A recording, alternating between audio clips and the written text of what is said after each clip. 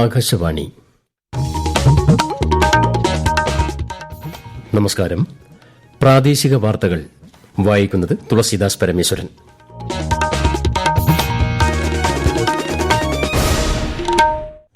പ്രധാന വാർത്തകൾ.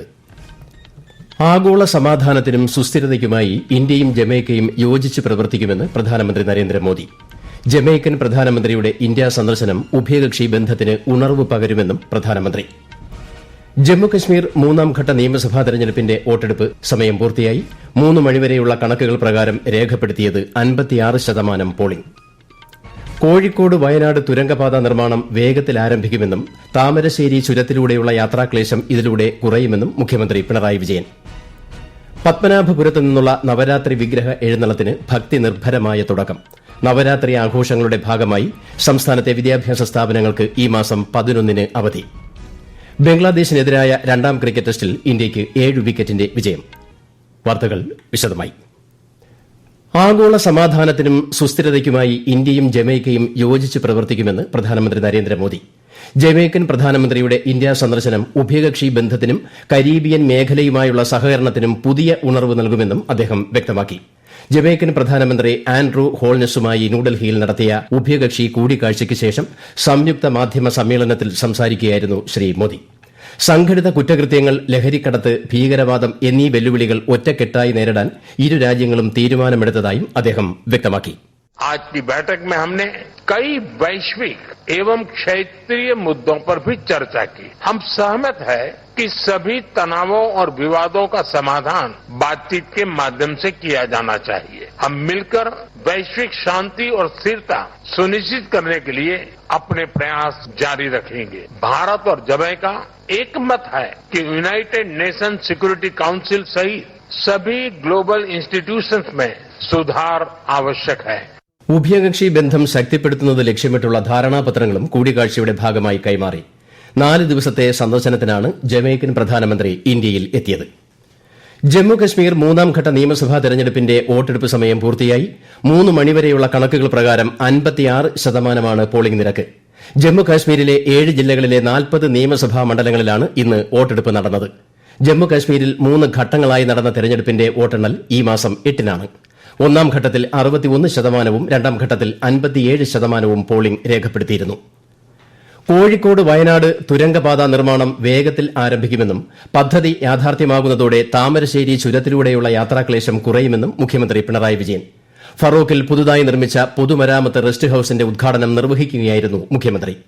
ഫറോക്കിൽ നേരത്തെ ഉണ്ടായിരുന്ന 70 വർഷത്തോളം പഴക്കമുള്ള പഴയ റെസ്റ്റ് ഹൌസ് കെട്ടിടം പൊളിച്ചുമാറ്റി 5.84 കോടി രൂപ ചെലവിൽ നിർമ്മിച്ചതാണ് പുതിയ കെട്ടിടം.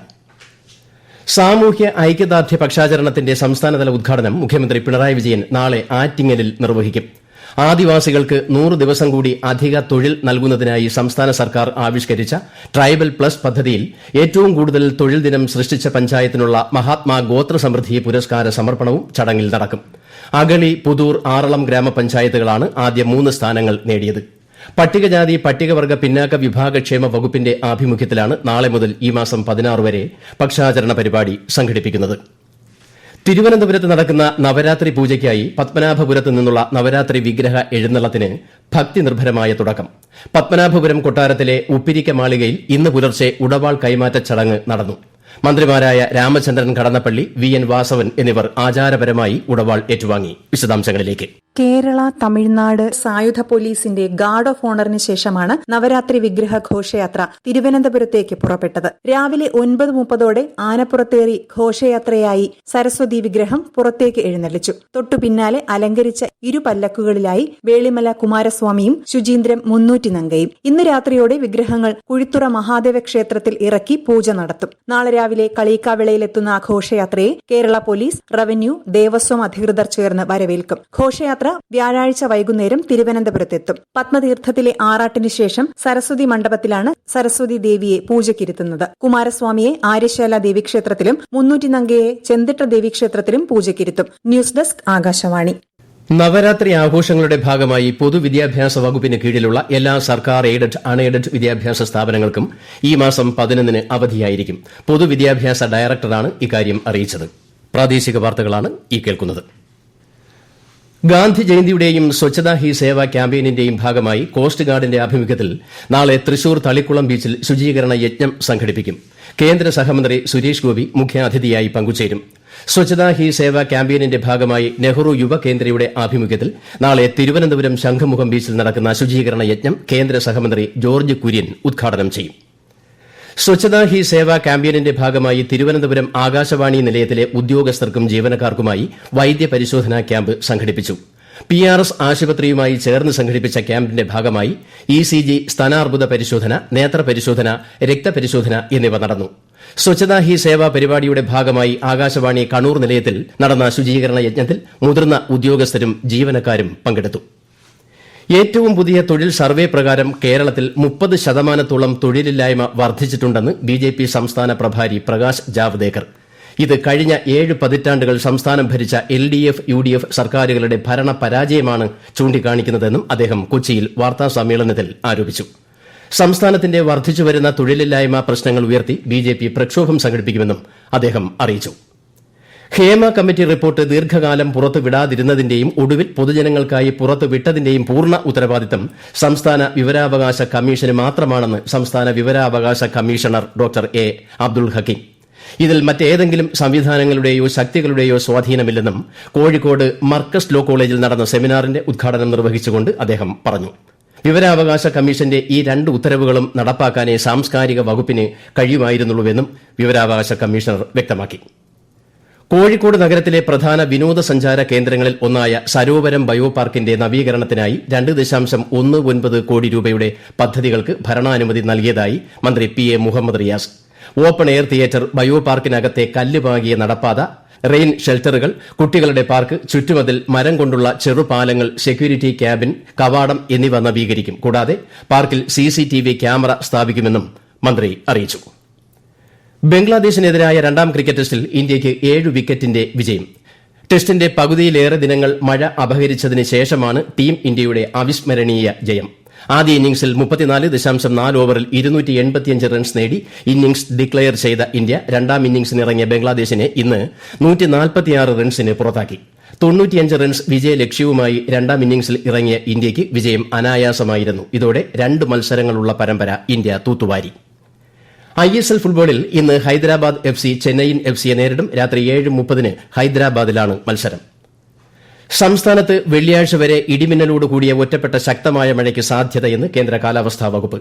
പത്തനംതിട്ട, ഇടുക്കി, എറണാകുളം, മലപ്പുറം, വയനാട്, കണ്ണൂർ ജില്ലകളിൽ ഇന്ന് മഞ്ഞ ജാഗ്രതയാണ്.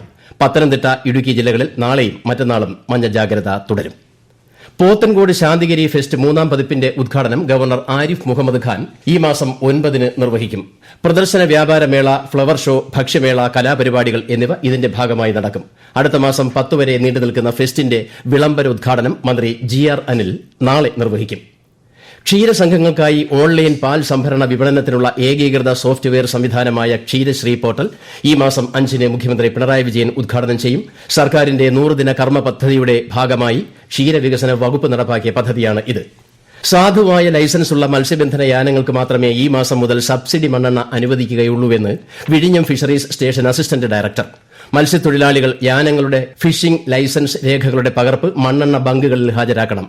ലൈസൻസ് സാധുത കാലഹരണപ്പെടുന്നതിന് 1 മാസം മുൻപ് തന്നെ അത് പുതുക്കുകയും വേണമെന്നും അദ്ദേഹം അറിയിച്ചു. കട്ടപ്പന കുന്തളംപാറയിൽ വൃദ്ധയെ വീട്ടിൽ അതിക്രമിച്ചു കയറി ക്രൂരമായി കൊലപ്പെടുത്തിയ കേസിൽ പ്രതിക്ക് 37 വർഷം തടവും 1 ലക്ഷം രൂപ പിഴയും കോടതി ശിക്ഷ വിധിച്ചു. കുന്തളംപാറ ക്ഷീരഭവനം വീട്ടിൽ 47 വയസ്സുള്ള മണിയെയാണ് കോടതി ശിക്ഷിച്ചത്. പ്രധാന വാർത്തകൾ വീണ്ടും. ആഗോള സമാധാനത്തിനും സുസ്ഥിരതയ്ക്കുമായി ഇന്ത്യയും ജമൈക്കയും യോജിച്ച് പ്രവർത്തിക്കുമെന്ന് പ്രധാനമന്ത്രി നരേന്ദ്രമോദി. ജമൈക്കൻ പ്രധാനമന്ത്രിയുടെ ഇന്ത്യാ സന്ദർശനം ഉഭയകക്ഷി ബന്ധത്തിന് ഉണർവ് പകരുമെന്നും പ്രധാനമന്ത്രി. ജമ്മു കശ്മീർ 3ാം ഘട്ട നിയമസഭാ തെരഞ്ഞെടുപ്പിന്റെ വോട്ടെടുപ്പ് സമയം പൂർത്തിയായി. 5 മണിവരെയുള്ള കണക്കുകൾ പ്രകാരം രേഖപ്പെടുത്തിയത് 65% പോളിംഗ്. കോഴിക്കോട് വയനാട് തുരങ്കപാത നിർമ്മാണം വേഗത്തിൽ ആരംഭിക്കുമെന്നും താമരശ്ശേരി ചുരത്തിലൂടെയുള്ള യാത്രാക്ലേശം ഇതിലൂടെ കുറയുമെന്നും മുഖ്യമന്ത്രി പിണറായി വിജയൻ. പത്മനാഭപുരത്തു നിന്നുള്ള നവരാത്രി വിഗ്രഹ എഴുന്നള്ളത്തിന് ഭക്തി നിർഭരമായ തുടക്കം. നവരാത്രി ആഘോഷങ്ങളുടെ ഭാഗമായി സംസ്ഥാനത്തെ വിദ്യാഭ്യാസ സ്ഥാപനങ്ങൾക്ക് ഈ മാസം 11 അവധി. ബംഗ്ലാദേശിനെതിരായ 2ാം ക്രിക്കറ്റ് ടെസ്റ്റിൽ ഇന്ത്യയ്ക്ക് 7 വിക്കറ്റിന്റെ വിജയം. പ്രാദേശിക വാർത്തകൾ കഴിഞ്ഞു. അടുത്ത വാർത്താ പ്രക്ഷേപണം രാത്രി 7:25.